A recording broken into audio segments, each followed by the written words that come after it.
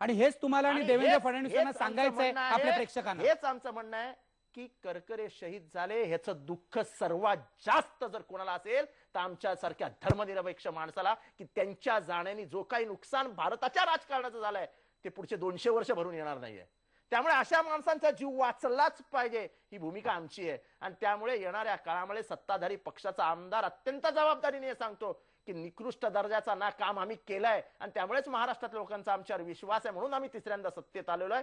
आम्ही कुठल्याही जॅकेटमध्ये कुठल्याही खरेदीमध्ये खास करून जिथे टेररिझमचा सामना करायचा आहे, जिथे मृत्यूला सामोरे जायचंय तिथे आम्ही ह्यांच्या पाठीशी ठामपणाने उभे राहून सर्वोत्कृष्ट सामुग्री पुरवली जाईल हा माझा महाराष्ट्राच्या जनतेला आज एक आमदार म्हणून शब्द. आणि ती जी फाईल आहे जी गाळ झाली होती ती अधिवेशनामध्ये येईल असेही तुम्ही प्रयत्न कराल. ते आहेच ते उगाच त्याचं राजकारण नाही, त्याचं ते महत्वाचं आहे ना, काय झालं कळायला पाहिजे जनतेला, जनतेचा तो हक्क आहे. अहो ते सगळं आहे.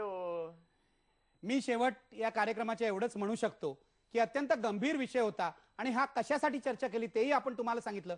महाराष्ट्राचा पोलीस जो कर्तबगार आहे त्याला सर्वोत्कृष्ट साधन सामुग्री मिळाली पाहिजे आणि कोणाच्याही नशिबी हेमंत करकरे किंवा अशोक कामटे किंवा विजय साळसकर यांच्यासारखा मृत्यू येऊ नये आणि नंतर प्रत्यारोप आरोप होऊ नयेत की भ्रष्टाचारामुळे हा मृत्यू झालाय का.